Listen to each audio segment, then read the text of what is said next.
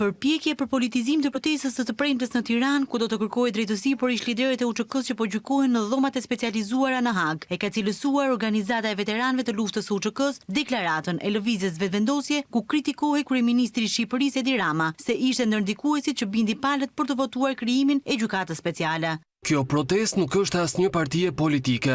Ajo është zëri i popullit shqiptar, zëri i veteranëve, i familjeve të dëshmorëve dhe i gjithë atyre që nuk pajtohen me padrejtësinë që po u bëhet krerëve të UÇK-s në Hag. Nuk ka forcë politike që mund ta ndalë apo ta përvetësojë këtë zë. Organizata thekson se përmes protestës nuk kërkojnë retorik politike, por drejtësi për luftëtarët e saj dhe ndëshkim për krimet e Serbisë. Protesta e Tiranës është protestë e kombit, jo e partive. Aty do të jenë njëra shqiptar nga të gjitha trojet, për të treguar se UÇK-ja është nderi i kombit dhe nuk ka gjykat që mund ta njollos atë. Reagimi i saj erdhi pasi lëvizja vetëvendosje u shpreh se mbështet protestën në Tiranë, por kërkoi që ata që lobuan për formimin të gjykatës speciale kur kjo parti e kishte kundërshtuar të shprehin pendes. Partia e drejtuar nga Albin Kurti kërkoi gjithashtu që Tirana zyrtare ta ngrijë këtë çështje në forume ndërkombëtare, jo duke protestuar në sheshin Skënderbej.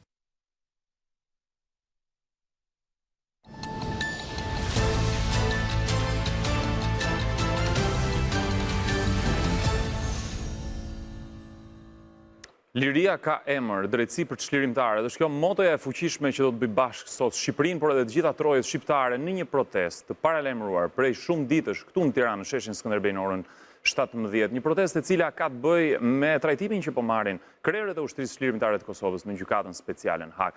Minutat në vijim do të analizojmë këtë protestë dhe impaktin që mund të ketë tek ndërkombëtarët me analistin politik Adri Nurellari, i cili ka mbritur në studion e Mirëmëngjes Shqipëri. Adri, mirëmëngjes.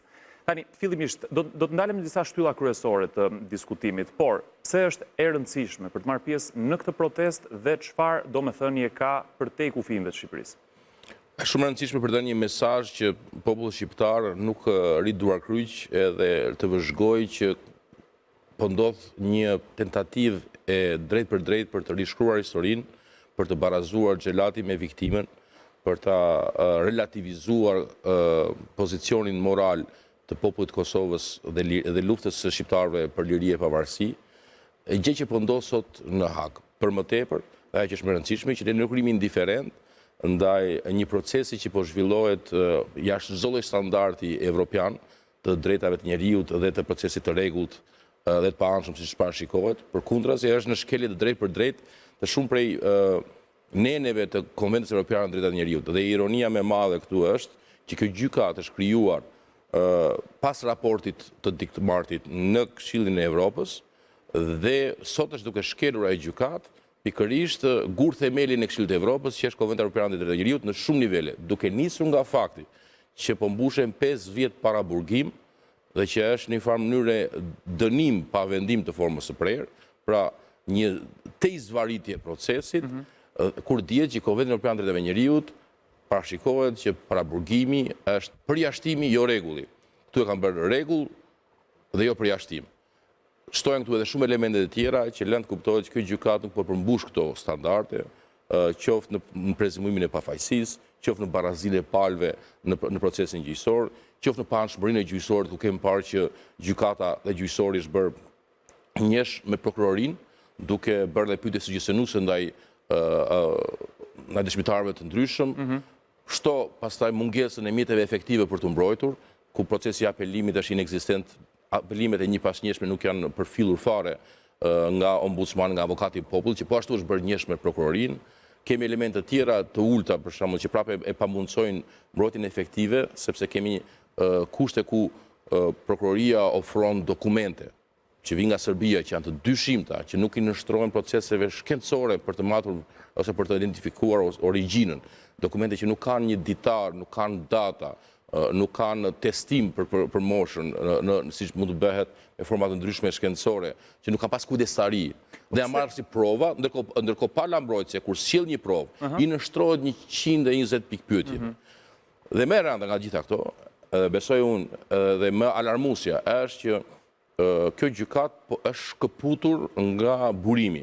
Pra do duhet të shërbente dhe flet dhe thirrët në emër të popullit të Kosovës, por është bërë një gjykat autonome që nuk ka llogaridhënie dhe përgjegjësi ndaj një institucioni demokratik, as ndaj Kuvendit të Kosovës dhe Shtetit të Kosovës, ku ka dalë dhe as ndaj institucioneve ndryshme ose në institucionin monitorues të Bashkimit Evropian, i cili nuk e ka ndërtuar një gjë të tillë dhe vëmendjen e ka në tjera zonat konfliktit siç është Ukraina dhe Gaza, dhe kjo i ka mundësuar kësaj organizate të funksionojë e pa kontrolluar, pa transparencë dhe e ka bërë të situatë me të vërtet alarmante. Po, solli dhe një tension politik në fakt, ndoshta dhe institucional midis Kosovës edhe Shqipërisë, sepse ndodhi mes dy liderëve, jo mes Kosovës dhe Shqipërisë, unë mendoj që mes Kosovës dhe Shqipërisë ekziston harmoni, integrim dhe një dashamirësi e përmasave të jashtëzakonshme që unë e kam hasur çdo ditë. Por një papërgjegjshmëri mes dy liderëve. Midis dy liderëve. Nisim me një koment të zotit Kurti, i cili i kujton të kaluarën kryeministrit Rama dhe i kërkon të shfaq pendes për qëndrimet që ka pasur ndaj gjykatës speciale në të kaluarën. Me të njëjtin ton i përgjigjet edhe kryeministri Rama duke i kujtuar të kaluarën zotit Kurti dhe sjellin në farë mënyrë disa shkëndija të cilat ishin shuar të paktën përpara mediave për një kohë gjatë. Ju keni shumë drejtë që e vinë duke këtë gjë dhe unë do doja të flisja për rëndësinë e madhe të protestës. Por mua më duket një akt i pastër papërgjegjshmërie dhe më duket e hidhur që në një temë kaq të rëndësishme të gjendet momenti për të marrë hak apo për të nxjerrë në pa hatërmbeti për plasje egosh ose krenarisht të lënduara, por duhet të them diçka tjetër këtu në këtë rast, meqense ju po këmbgulni, kushdo që flet, edhe kjo është një sjellje shëmtuar nga zoti Kurti në mënyrë të veçantë edhe nga qeveria e Kosovës, sepse kushdo që flet për origjinën dhe për psen, që është një çështje trajtuar para 10 vjetësh, është duke u përpjekur të evitoj përgjegjshmërinë, pra institucionale, çka përgjegjësie që kanë ata institucionale drejt për mënyrën si funksionon sot. Kushdo që thot pse e votuan, në mënyrë malinje, dashakeqe, është duke në kuptuar mirë t'ju bet se vetë e votuan. Tu do të them dy gjëra të rëndësishme. Së pari njëherë, asnjë ushtar, asnjë pror i ushtrisë shqiptare të Kosovës, ndryshe nga vendet e tjera të rajonit, që janë fshehur, janë strukur, janë arratisur, janë strehuar diku, asnjë ushtar nuk i ka bërë bisht përballjes me drejtësinë. Nuk kemi pas asnjë rast, as arratisje, as fshehje, kanë shkuar vetë e janë paraqitur, sepse kanë qenë të bindur, në të gjitha rastet kanë qenë të bindur se bëni fjalë për një luftë të drejtë, fisnike, që fitoi zemrat e botës perëndimore. Jo vetëm kaq, por këtu nuk bëhet fjalë për herën e parë. Guerilla UÇK, si luftë partizane, është base më e hetuara dhe më e gjykuar në historinë e njerëzimit, sepse është trajtuar nga Tribunali i Hagës për krimet në Jugosllavi, tribunali krijuar nga OKB, nga Këshilli i Sigurimit, nga UNMIK-u në atë dekadë që ka qenë protektorant Kosovë, të njëjtat akuza, nga ULEX-i po ashtu, dhe nga gjykatat vendore po ashtu. Pra nuk është se këtu është surprizë të pseja u bë kjo gjykatë. Ka pasur tentativa të një pasnjëshme për ta njëllosur UÇK-n. Dhe gjykata speciale u krijua me presion të jashtëzakonshëm ndërkombëtar, si një rrugë ndërmjet me but për të shmangur përballjen edhe për plasjes së dëmtimin e marrëdhënieve me aleatët dhe për ta mbyllur një mirë të kapitullit. Pra këtu problemi thelbësor nuk është pse është bërë kjo gjykatë. Problemi është si po funksionon kjo gjykatë. Pse kjo gjykatë? Problemi pses dhe origjinës është problemi para 10 vitesh. Në kushdo që do të ngelet atje në debat, është duke evituar pse ka ndodhur të 10 vjet e tjera. Dhe kur flasim për shqetësimi kryesor është si është toleruar, si është lejuar që qeveria e Kosovës, që ka përgjegjësi ndaj atyre emrave të përvetshëm, por ndaj historisë. Duhet të qëndrojmë pak sepse duhet të pyes vetë zoti Kurti, kryeministri i Kosovës, ka mekanizma në dorë për momentin që mund të ndërhyjë, mund të shtojë presionin. Ka absolutisht mekanizma. Edhe ju po i marr me radhë. Së pari zoti Kurti dhe partia e tij ka refuzuar rezolutat e nisura nga Partia Demokratike e Kosovës edhe partitë e tjera që kanë lidhje me luftën për të vënë presion gjykatën për më shumë transparencë edhe llogaridhënie. Sa që mund të bëjë gjykatën, rezolut pra.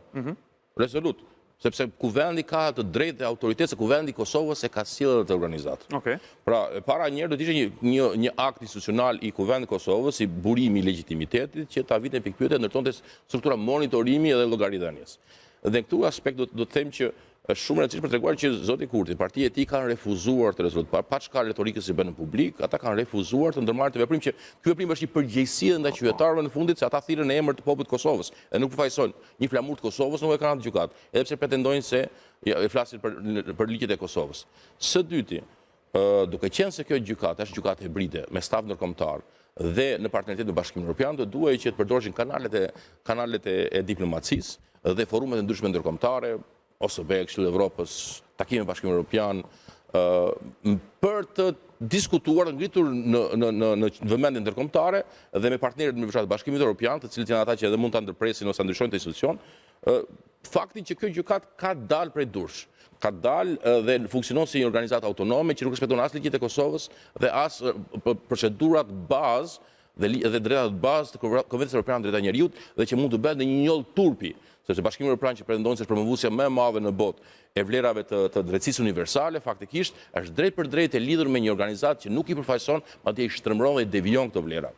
Pra, një rrugë e dytë është diplomacia, një rrugë e tretë, që është thelbësore, që se ka bërë, dhe që është me leta që mund të bëjë, është të kundërbërgjigjej në opinionin publik ndërkombëtar, me angazhime dhe me retorik ndryshe, narrativës, se prokurorisë që përpiqet... Cilat kanë qëndrimet që kanë mbajtur? Narrativën, është përpikur, është shmangur, dhe atëherë kur është bërë shumë rënd ka reaguar. Por nuk ka një përpjekje të unifikuar, madje shpesh është përdorur si çështje, siç është përdorur tani, për përplasje politike. Në vend që të lihesh me njëan atë mbetjet i natit, e për të çështje kaq të rëndësishme, të ndërtojë një konsensus të unifikuar, sepse në fundit Kosova u ballet me një tentativë, një përpjekje të hegemonisë serbe, mbështetur edhe nga Rusia dhe vende të tjera dashakeqe ose figura ose aktorë ndryshëm dashakeq, për ta njollosur themelin e shtetit të Kosovës. Pra këta ka përgjegjësi jo thjesht nga këta emrat përveçëm, jo thjesht nga UÇK-s, por ndaj themelit të shtetit të Kosovës.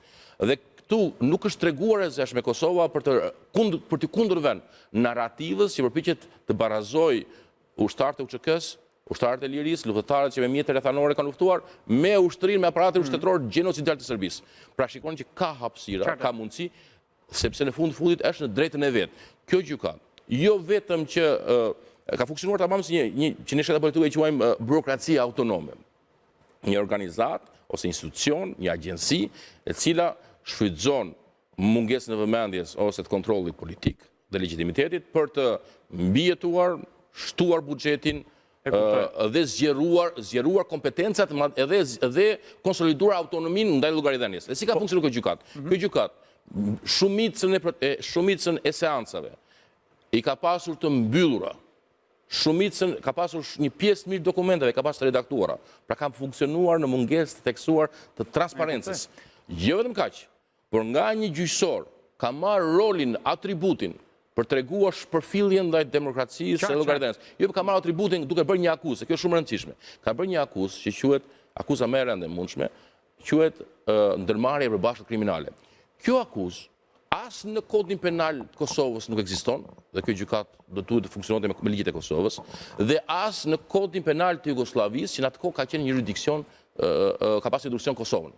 Pra, kanë bërë edhe legislativin, kanë kriju jurisdiksion. Nëse qeveria e Kurtit dhe vetë kryeministri vijon me të njëjtin qëndrim, ndërkohë që paralelisht liderët, dhe kjo është e fundit që kam për këtë bisedë, mbeten atje në paraburgim, është dikush tjetër, është një organ, një institucion, ndoshta Evropa, Këshilli i Evropës, që mund të ndërhyjë dhe të bëjë. Absolutisht, prandaj ne bëjmë të protestë, e para një herë për të vënë presion, dhe prandaj dhe reagon Kurti, sepse kjo protestë është edhe ndaj Kurtit, i cili fërkon duart dhe është neglizhent, dhe kjo nuk na habit, sepse ai ka qenë konflikt jo vetëm me partitë opozitare, jo vetëm me UÇK-n dhe me liderët e UÇK-s. Pra është konflikt me partnerët ndërkombëtar, e kemi parë që si vjet Shtetet Bashkuara e Amerikës ndërprin dialogun strategjik me Kosovën, kemi parë që Kosova është ende në sankcione të prej Bashkimit Evropian, kemi parë që marrëdhëniet zyrtare me Tiranën janë jashtëzakonisht të ftohta, kemi parë që Kurti është bërë konfliktuar dhe për çarës edhe për shqiptarët në Maqedoni, në Preshevë.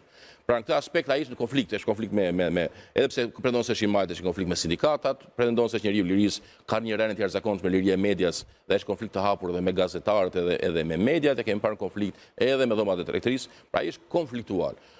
Ne me këtë protestë dëshirojmë të para një përbën presion për të treguar institucionet, edhe për të dërguar vëmendjen, se njerëzit mendojnë se meqense është në Hag, ajo ka standardet e tribunaleve të mëparshme të Hagës. Jo, nuk ka standarde. Ajo ka standarde të persekutimit, jo prokurorisë. Aty ka nuanca të mirëfillta të persekutimit politik për shkak të përkatësisë. Nuk e di a është kjo inat albanofob, a është islamofobi, nuk e di çfarë është, por janë të dokumentueshme. Janë zezë të bardhë, janë lehtësisht të identifikueshme, një pas një nenet e shumta Konventit Evropian të Drejtat e Njerëzit që shkelen. Disa për tyre përmenda më herët. Dhe kjo protestë synon të kthejë vëmendjen aty, të japi sinjalin që ne nuk rrim duar kryq dhe nuk rrim indiferent ndaj asaj që ka ndodhur, me shpresën që dhe Bashkimi Evropian, meqense këtu ka prezencë madhe të ambasadës të Bashkimit Evropian, të vetëdijsojnë që një njollë e madhe është duke gatuar brenda nën vullën e BE-s, që është kjo njollë është një gjykat që funksionon si një organizat autonome, e papërgjegjshme, jo transparente, pa llogaridhënie. Dhe po ashtu, edhe për ta një sinjal solidariteti në këtë fazë vendimtare ndaj liderëve të UÇK-s për treguar që roli, vepra atyre kurse si nuk ka Është edhe më e rëndësishme. Uroj shumë që edhe moti t'i buzëqesh kësaj proteste. Faleminderit, edhe unë ftoj dhe shfrytëzoj këtë mundësi për të ftuar këdo që ka që mos e para njerë mos të dëgjojnë liderët e tyre politik, por të dëgjojnë zërin e ndërgjegjës dhe krenarisë kombëtare. Kauzën e veteranëve të ushtrisë kombëtare. Faleminderit shumë. Faleminderit për Ishte pjesën. në studion e Mirëmëngjes Shqipërinë, ecim me programin Zonja dhe Zotëri, minutat në vijim i dedikohen fëmijëve. Qëndroni në RTSH.